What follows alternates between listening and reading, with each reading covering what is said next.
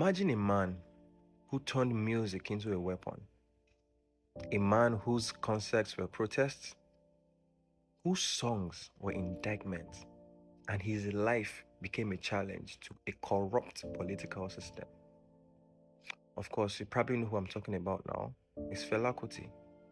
His story has been told millions and millions of times. In the 1970s, he created something extraordinary, the Kalakuta Republic.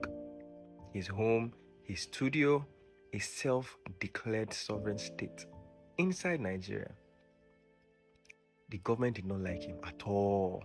They sent soldiers, they sent the police, they sent battalions, they sent the army.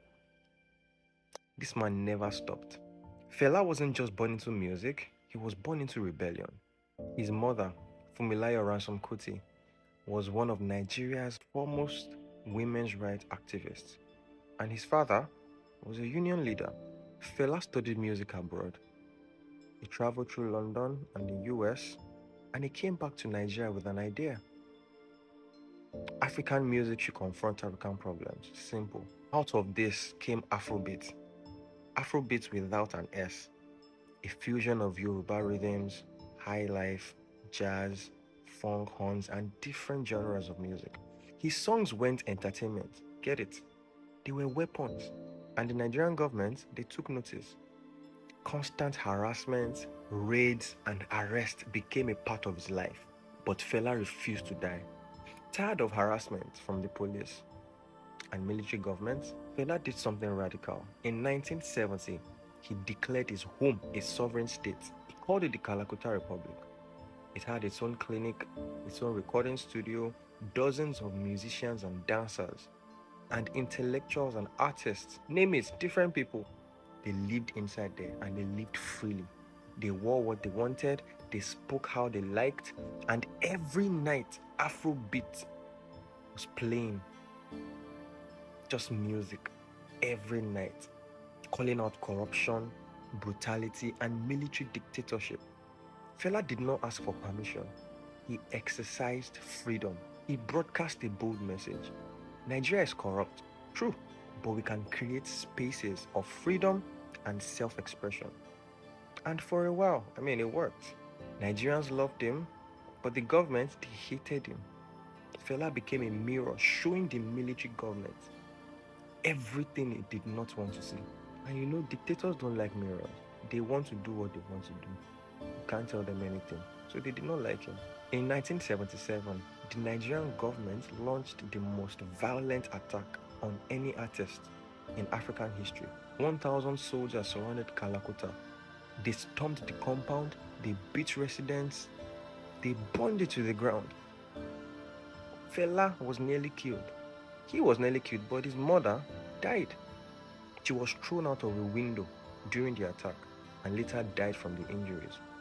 But still, he did not stop. Talk about strong head. He carried her coffin to the home of the military head of state at that time.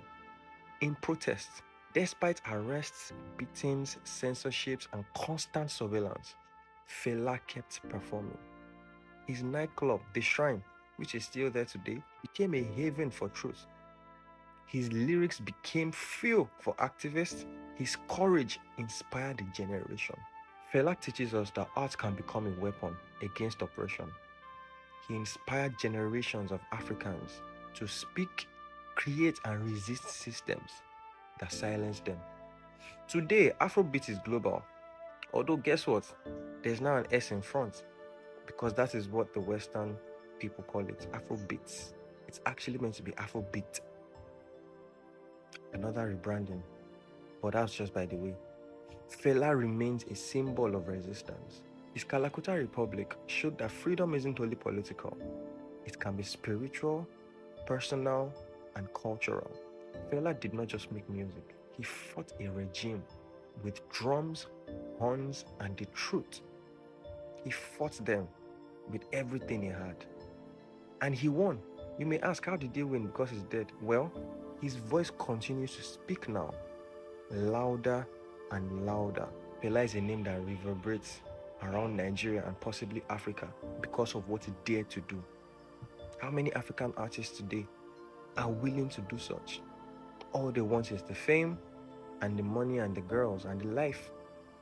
Nobody bold enough to actually confront a system that is keeping them down. Fela should be an example. You don't have to be an artist. You don't have to be a musician. But at least you should be able to speak the truth. Let people know that you stand for truth. Until next time.